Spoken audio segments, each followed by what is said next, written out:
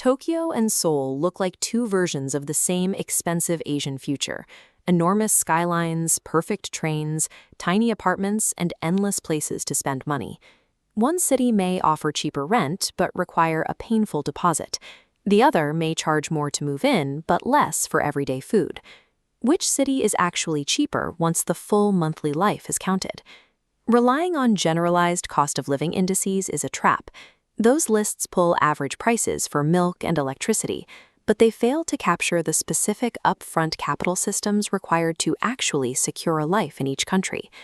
The answer depends entirely on what you buy, how long you plan to stay, the structure of your household, and where your salary comes from. To find the reality, we have to run the numbers through three distinct profiles: a single local professional, an internationally paid remote worker, and a professional couple sharing expenses. Once we abandon universal averages and look at these personalized, reality-based financial ledgers, the true cost of each city becomes clear. Tokyo has a vast, highly segmented rental market. Because the rail network is so extensive, residents can find affordable, compact apartments farther out from the central core without feeling disconnected from the city. The advertised monthly rent is not the entire moving cost. New tenants may encounter security deposit, agent fee, guarantor fee, cleaning charge, insurance, key money in some cases, advance rent, renewal fees in some contracts. The initial payment can therefore equal several months of rent.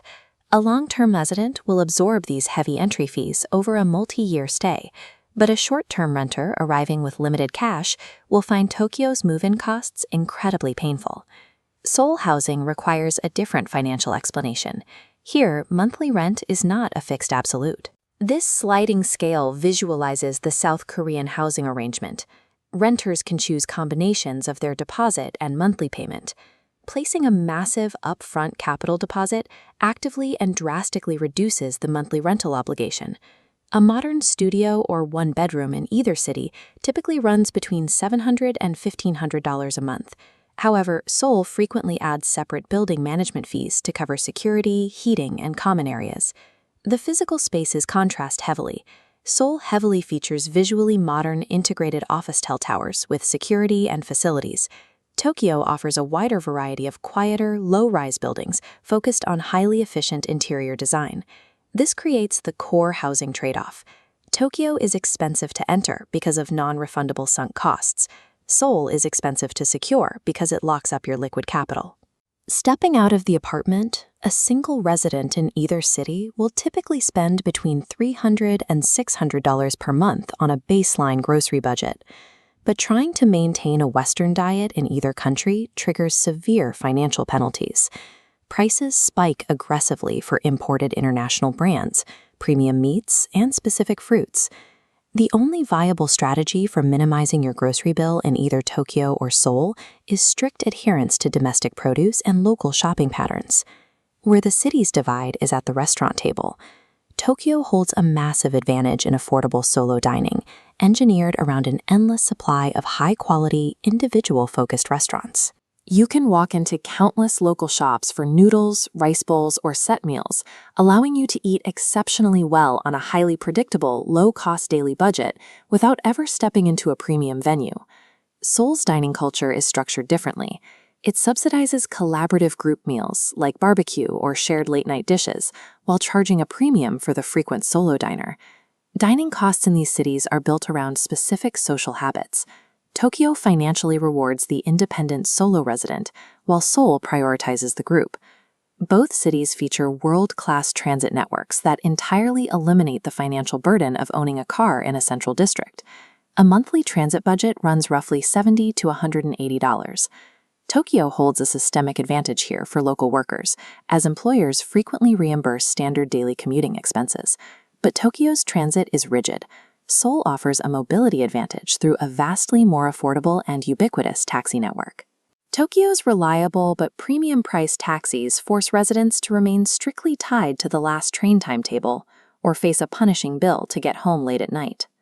Seoul's cheap taxis actively fuel its world-class cafe and nightlife culture. It is much easier to justify repeated, spontaneous late-night spending when the ride home is inexpensive.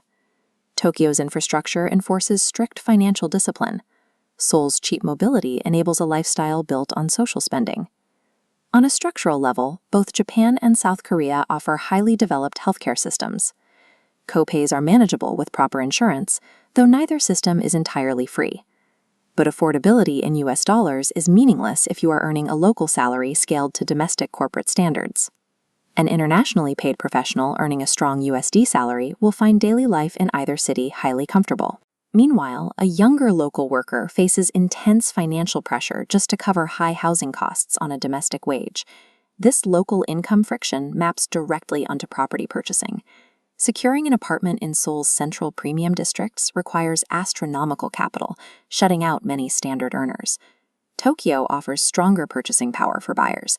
Those willing to compromise on building age or move out to the outer ward stations can still secure property at a much better value than in comparable global finance ops.